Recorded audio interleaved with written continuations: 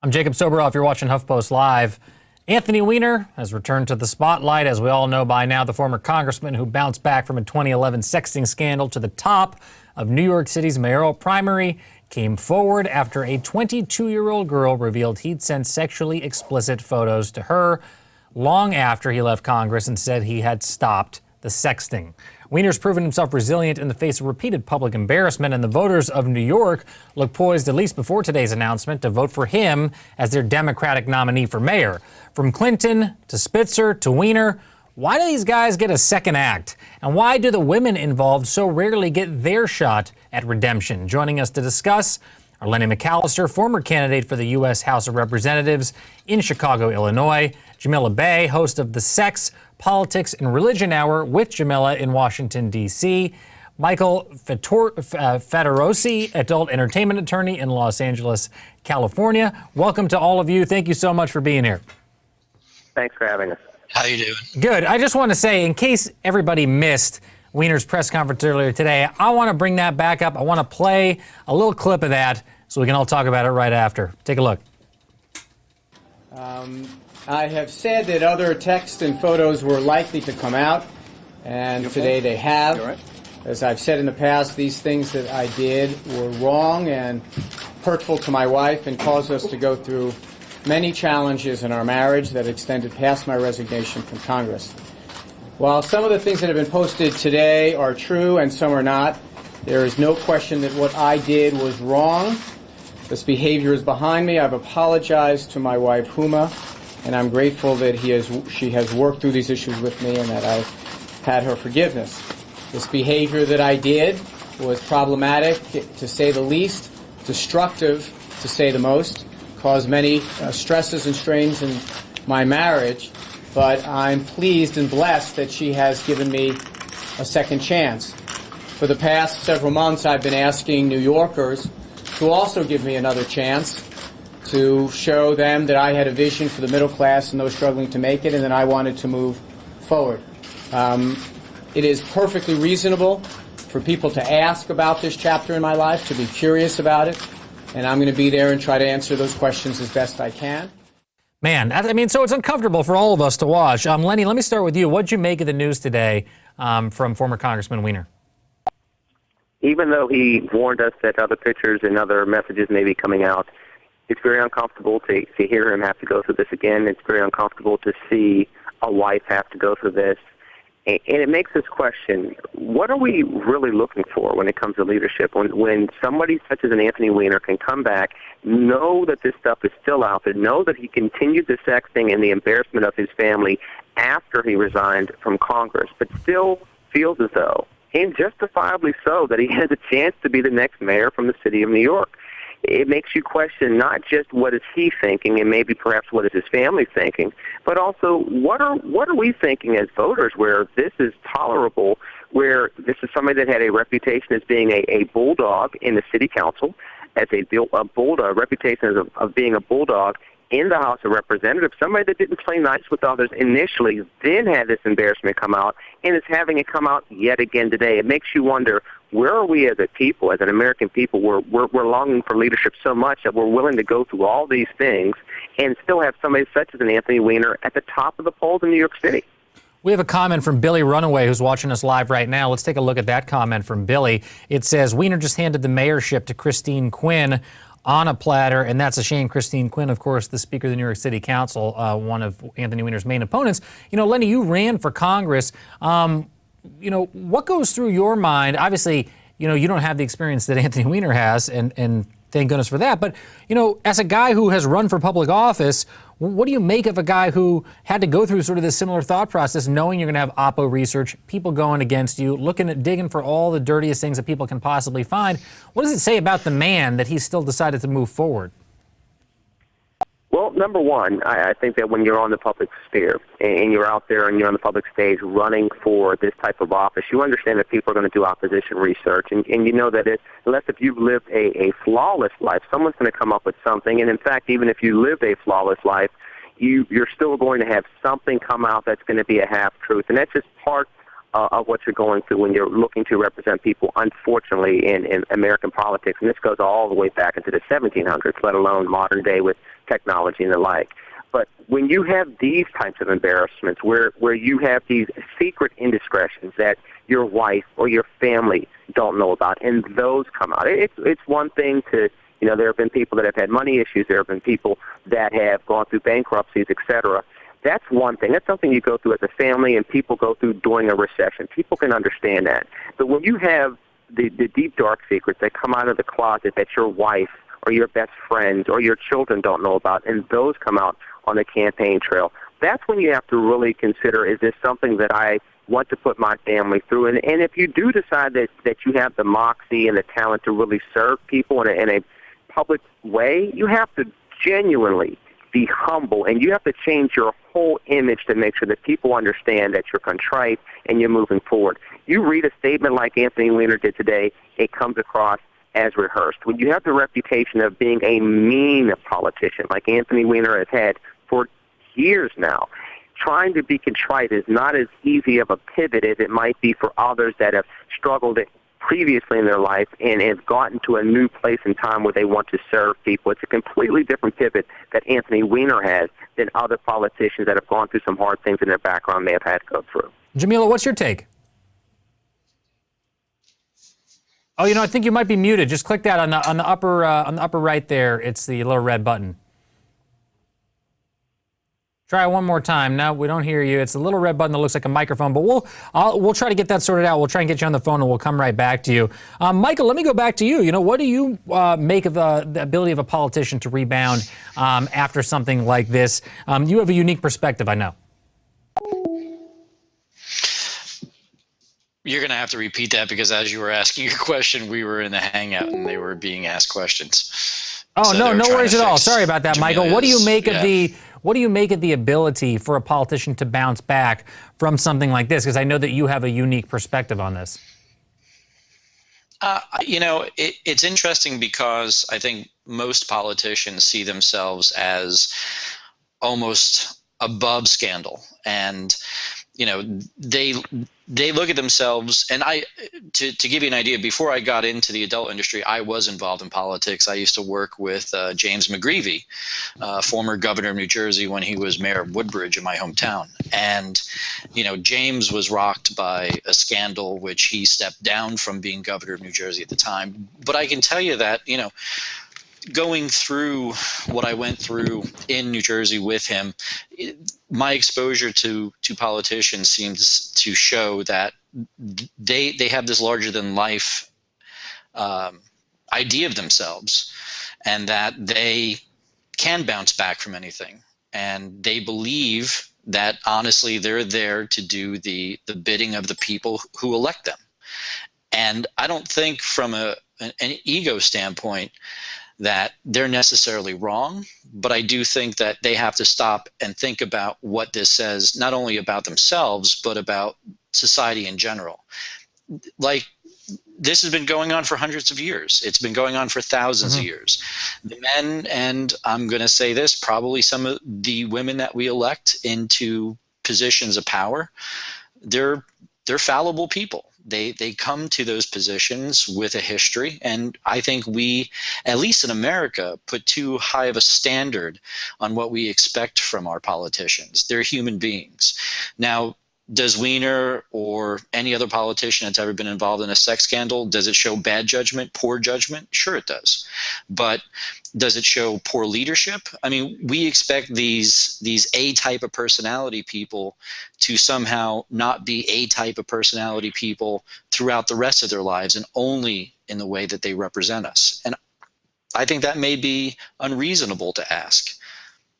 I think, I think, Jamila, let me try and get you back in here. Can you hear us? Let's just test you out. Oh, there you are. I think we're fixed now. Yeah, we're up and running. So, I would love to get your take. Let me quickly just get a comment in that's coming in through our live stream right now. This is from Sugar Maven, who says, let's stop talking about Weiner's Weiner and talk about what he proposes to do for New Yorkers. Is that realistic?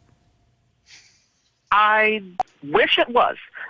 The truth of the matter, though, is that when we consider the history of politics in this country, when we look at the gridlock that exists up on Capitol Hill, I would love to have some people who can get something done. If the standard is, can you keep your pants down and not marry 3 and 4 and 5 people, this whole puritanical ideal that we still believe exists in this country. Look at what internet use is. Look at what highly religious areas' top searches are after 6 p.m. and during the workday.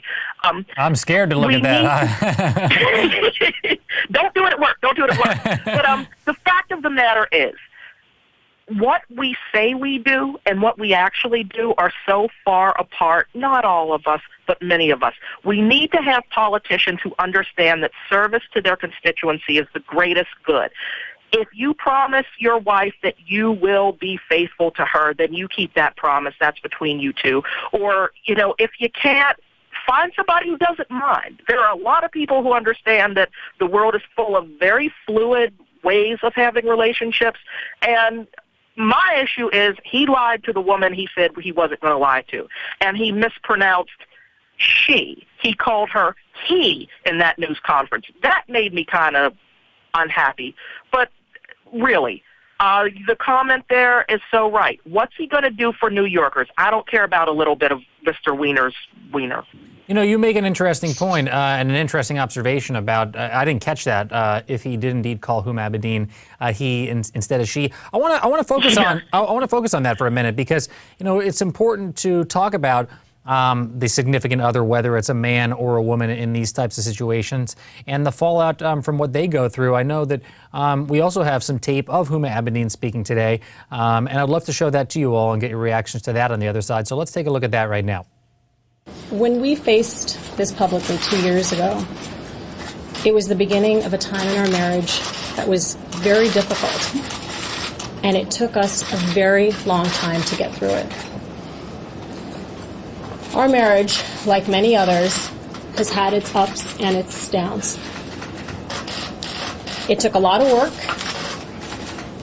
and a whole lot of therapy to get to a place where I could forgive Anthony.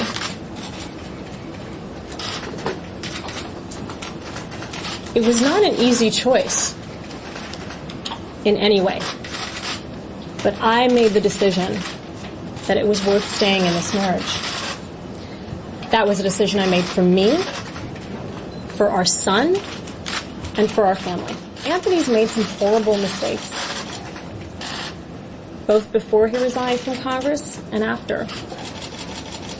But I do very strongly believe that is between us and our marriage. So really what I want to say is, I love him, I have forgiven him, I believe in him, and as we have said from the beginning, we are moving forward.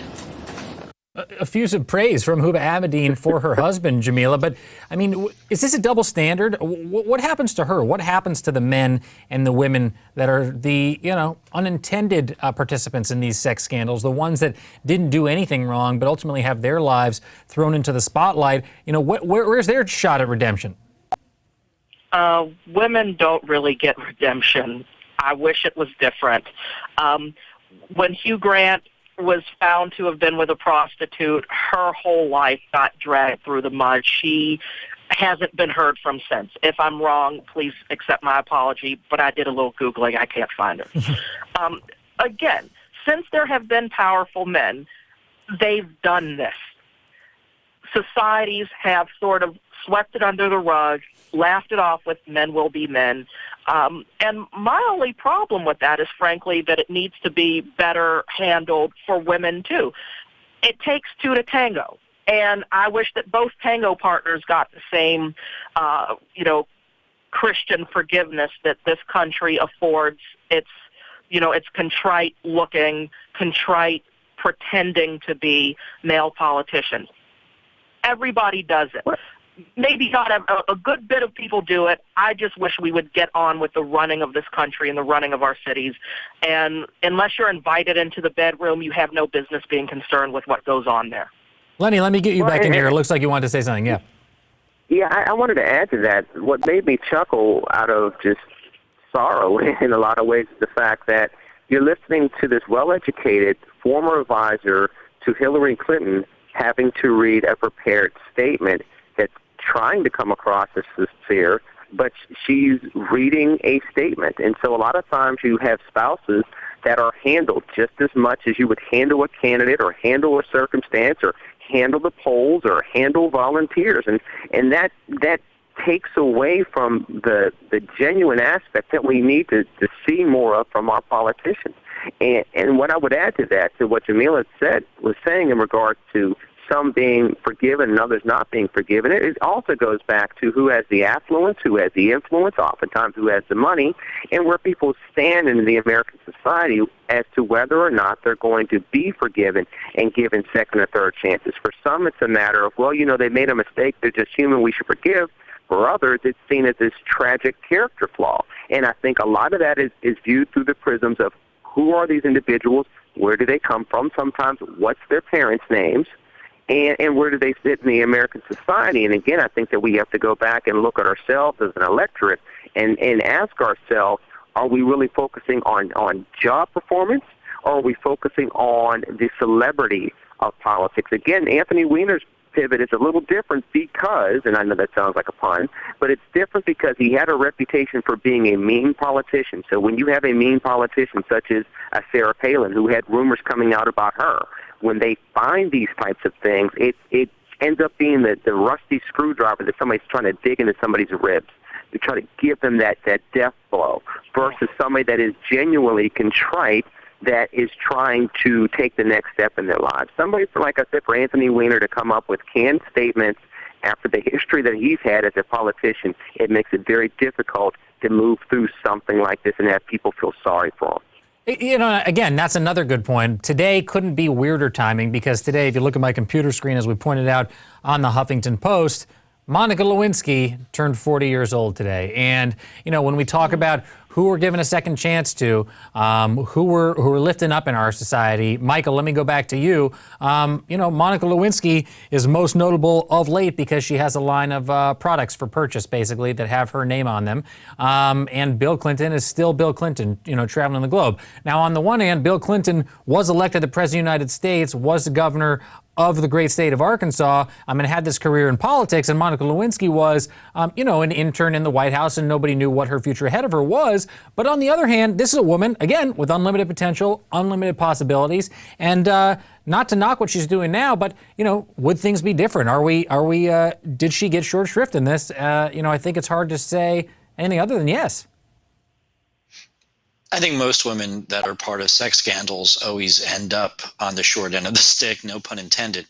And for the most part, I think this holds true in my industry, even for men. It's a very odd dynamic when prostitutes, escorts, porn stars try to cross over back to a more normal life.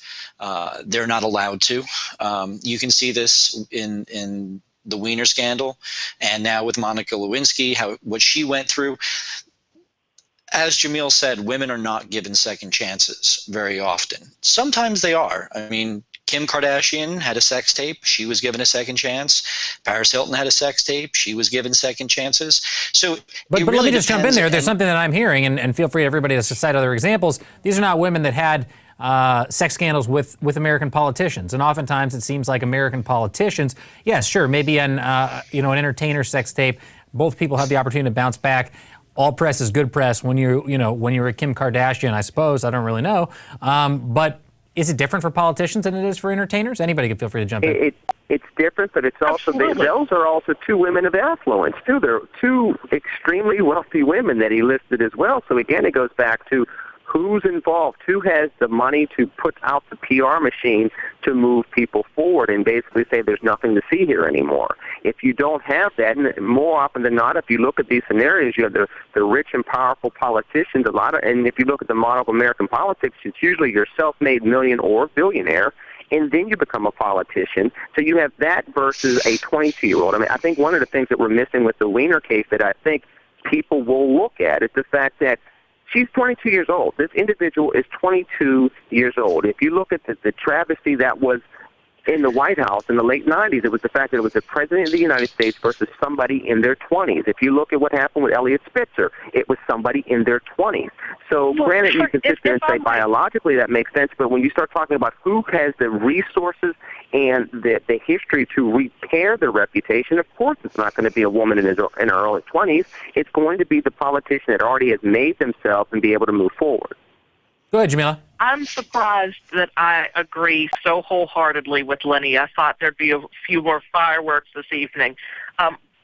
Frankly, yeah. And we all know, with some exception, if you are a woman and you are young and you are attractive, well, using what you've got to get what you want is pretty much de rigueur. I mean, that in some societies that's called marriage.